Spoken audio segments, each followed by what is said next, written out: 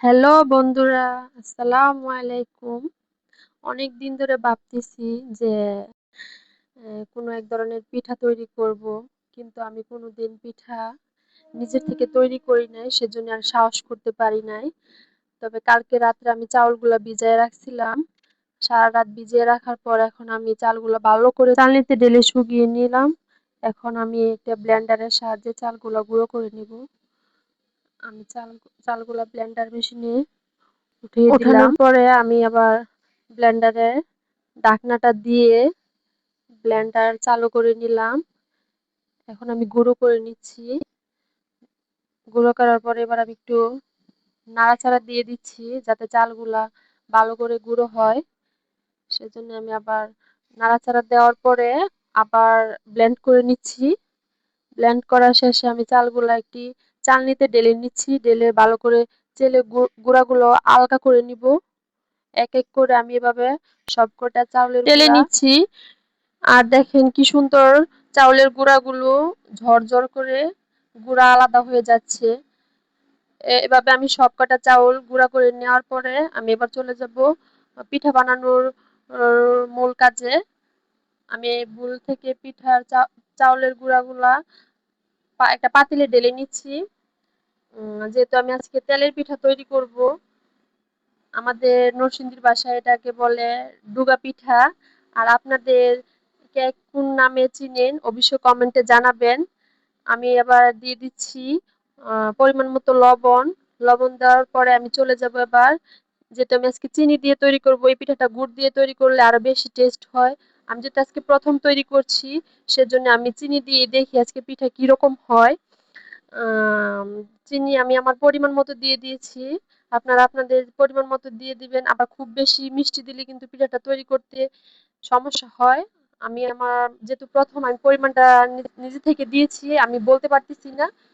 পরবর্তীতে আমি এটাকে একটু হালকা কুসুম গরম পানি দিয়ে গোলাটা করে নেব পিঠার।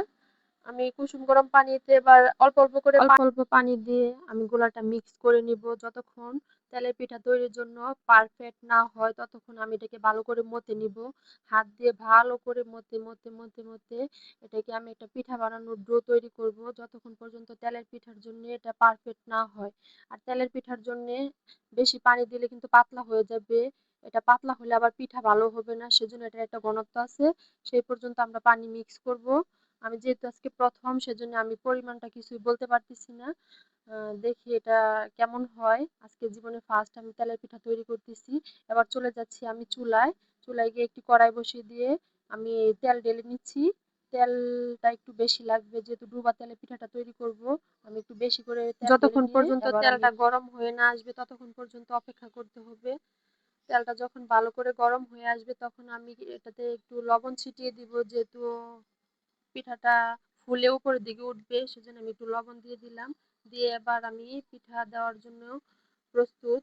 প্রথমে আমি বিসমিল্লাহ বলে একটা পিঠা কড়াইয়ে দিয়ে দিলাম।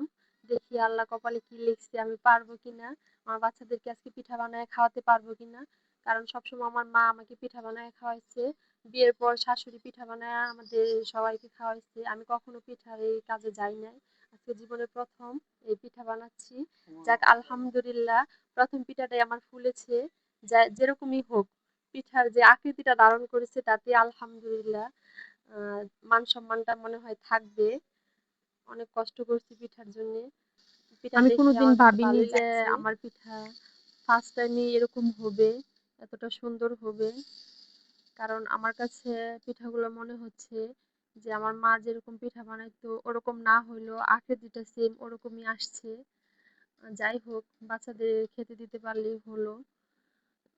এখন আমি এরকম করে এক এক করে সব কয়টা পিঠা বানানোর আমি একবারে শেষ পর্যায়ে চলে আসছি। আমার পিঠা বানানো শেষের দিকে। এক এক করে আমার সব পিঠাগুলো তৈরি হয়ে গেছে। এবার আপনাদেরকে আমি দেখাবো যে আমার পিঠাগুলো কিরকম হয়েছে। এই দেখেন আমি একটা চালনিতে পিঠাগুলো উঠাই নিলাম। আর দেখতে কতটা সুন্দর লাগছে। এবার একটা পিঠা আপনাদেরকে ভেঙে দেখাবো ভিতরটা কেমন হয়েছে। এই দেখেন আমার পিঠা কিরকম হয়েছে। ও যেরকমই হয়েছে আলহামদুলিল্লাহ, খেতে পারলেই হলো। আপনাদের সবার দাওয়াত আপনাদের সবার দাওয়াত রইলো। আর যদি আজকে আমার এই পিঠা বানানোর রেসিপিটা আপনাদের কাছে ভালো লাগে, অবশ্যই চ্যানেলটা সাবস্ক্রাইব করবেন। আর আমাদের পাশে থাকার জন্য ধন্যবাদ। আল্লাহ হাফেজ।